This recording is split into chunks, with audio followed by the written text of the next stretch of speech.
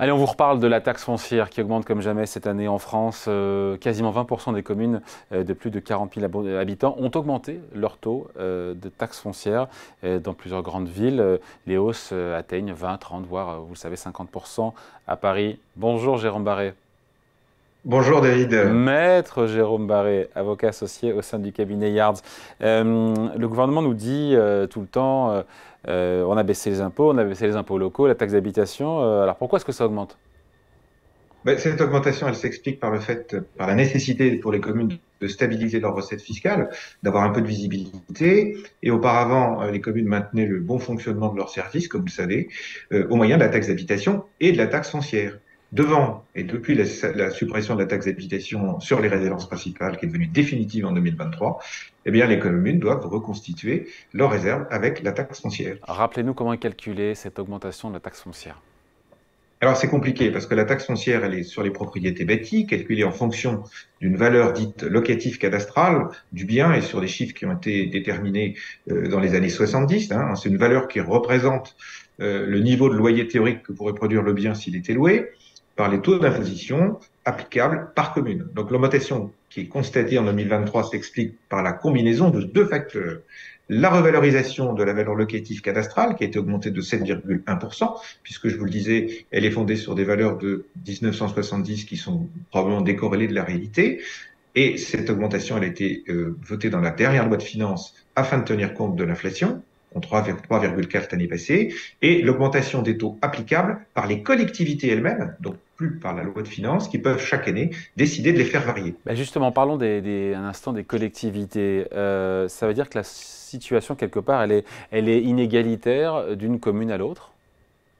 Parfaitement. Hein. Vous vous souvenez que ce que nous avions dit dans une émission précédente, c'est que déjà, il y a une inégalité du fait qu'une ville de villégiature avec des résidences secondaires aura plus de recettes puisqu'elle aura la taxe foncière et la taxe d'habitation sur les résidences secondaires, premièrement. Deuxièmement, les augmentations, elles varient d'une commune à l'autre. Afin de tenir compte de cette revalorisation des valeurs locatives cadastrales, certaines communes ont fait le choix de diminuer les taux applicables localement afin de maintenir une certaine stabilité pour les contribuables. En fait, 85% des communes ont toutefois voté de cette stabilité, 14% ont voté une hausse et 1%, en fait c'est 1,3, une baisse. À l'inverse, d'autres communes ont augmenté les taux applicables. Là, les propriétaires maintenant qui nous regardent vont être doublement intéressés. Jérôme, quels sont les moyens, il y en a, de limiter la facture de cette flambée de la taxe foncière? Il y en a. Oui, alors cet avantage, si je puis dire, il est temporaire. Hein. Donc, il existe quelques dispositifs qui permettent de s'exonérer temporairement de cette taxe foncière. Donc, l'acquisition ou la construction d'un logement neuf, ou encore même l'agrandissement de la surface habitable. L'agrandissement de la surface habitable, ça peut être un agrandissement physique, j'adjoins une partie à mon bien, mais ça peut être aussi l'aménagement des combles. Et évidemment, pour bénéficier de cette exonération temporaire dont je vais vous parler, il faut déclarer les travaux qui ont été réalisés. Donc, cette acquisition vous exonère de taxes foncières pendant 2 ans, que ce bien constitue une résidence principale ou qu'il soit destiné à un autre usage. Il y a donc en sorte une période de vacances de cette taxe foncière. En revanche, il faut bien considérer que cette taxe foncière, elle va augmenter après, hein, puisque si vous faites un agrandissement, par exemple, la taxe foncière actuelle augmentera des biens ultérieurement qui ont été agrandis. Donc la rénovation, c'est là où c'est intéressant, c'est que la rénovation d'un logement ancien, je veux dire la rénovation énergétique, peut elle aussi vous faire échapper à la taxe foncière, à condition que votre commune ait instauré une exonération de taxes pour les biens économes en énergie. Cette exonération, elle est conditionnée à la réalisation de travaux d'au moins 10 000 euros de rénovation énergétique l'année précédant la demande. Alors, pour obtenir cette exonération ou un abattement de 50% de la taxe foncière pendant 3 ans, on a aussi donc une possibilité d'étaler, par exemple, 5 000 euros par an pendant 3 ans, donc jusqu'à 15 000 euros au minimum, et cet abattement ou cette demande, elle peut se faire même au terme des 3 ans.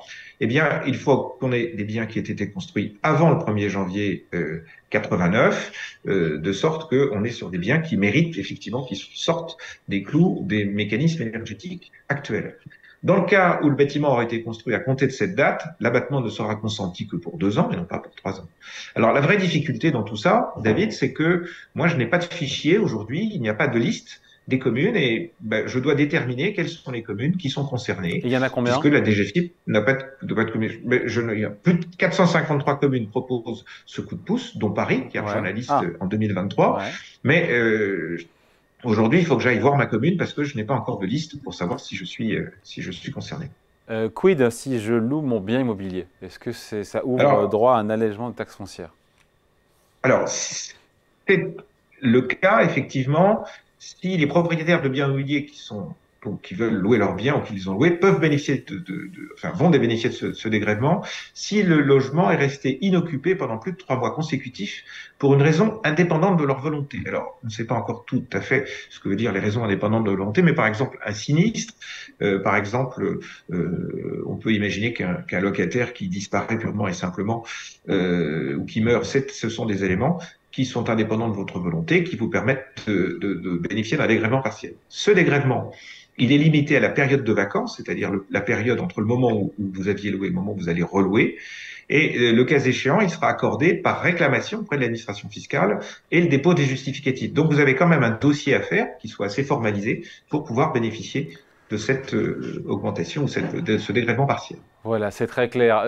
Une question, je sais que vous ne lisez pas dans le mar de café, mais est-ce que cette augmentation de la taxe foncière, c'est du one shot ou c'est un truc qui a vocation à s'inscrire dans la durée, dans le temps? Moi, je pense elle va augmenter parce que les besoins des communes augmentent et qu'on a des questions qui sont relatives au logement, mais on peut espérer que cette hausse sera plus faible l'année prochaine que cette année. La revalorisation des valeurs locatives cadastrales devrait se situer, on imagine, aux alentours de 4% pour 2024. En revanche, on ne connaît pas les taux qui seront appliqués par les collectivités elles-mêmes en 2024. Et donc, les collectivités aujourd'hui, ce qu'elles s'empressent de faire, c'est de figer des augmentations pour s'assurer des recettes à venir. Voilà qui est très clair. Merci beaucoup, Maître Jérôme Barré, avocat associé au sein du cabinet Yards. Merci, hein. Bon week-end. Merci, merci David, merci.